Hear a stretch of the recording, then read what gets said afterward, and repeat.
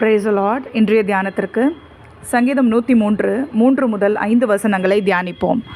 அவர் உன் அக்கிரமங்களை எல்லாம் மன்னித்து உன் நோய்களை எல்லாம் குணமாக்கி உன் பிராணனை அழிவுக்கு விலக்கி மீட்டு உன்னை கிருபையினாலும் இரக்கங்களினாலும் முடிசூட்டி நன்மையினால் உன் வாயை திருப்தியாக்குகிறார். கழுகுக்கு சமானமாய் உன் வயது திரும்ப பால வயது போல் ஆகுகிறது. இவ்வசனத்தை குறித்து தியானிக்கும்போது இந்நாள் வரைக்கும் நம்ம இயங்கி கொண்டு இருக்கிறதுக்கு மூல அஸ்திபாரம் யாருன்னா கர்த்தர் ஒருவரே.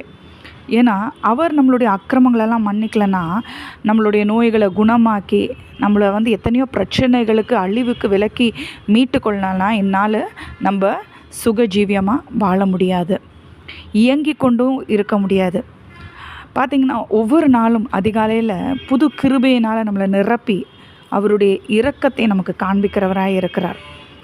ஒவ்வொரு நாளும் நன்மையும் கிருபையும் பின்தொடரும் சொன்ன அந்த வார்த்தை நம்ம வாழ்க்கையில் நடந்து கொண்டு தான் இருக்கிறது.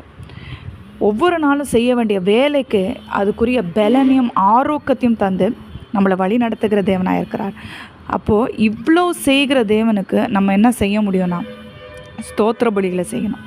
அதனால தான் இந்த அதிகாரத்தில் முதல் 2 வசனங்கள், என் ஆத்துமாவே கர்த்தரை ஸ்தோத்ரி, என் முழுவதுமே கர்த்தருடைய பரிசுத்த திருநாமத்தை ஸ்தோத்ரி, என் ஆத்துமாவே கர்த்தரை ஸ்தோத்ரி, கர்த்தர் செய்த சகல உபகாரங்களையும் என்றென்றும் மறவாதே.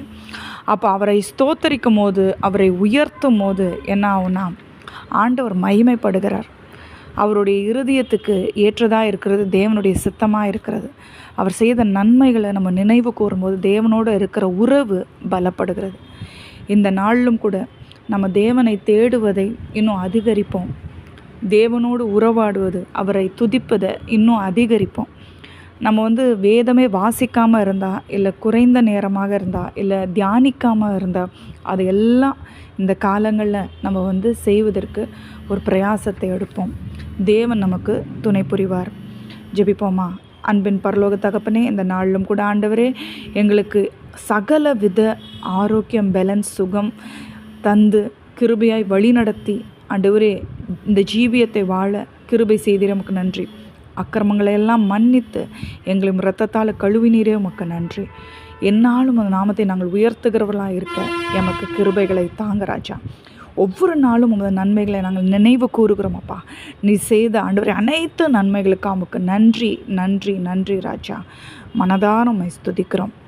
இயேசுவின் நாமத்தில் நாங்கள் ஜெபித்து ஜெயங்கள் எடுக்கிறோம். ஜெபம் கேளும் நல்ல பிதாவே. ஆமென்.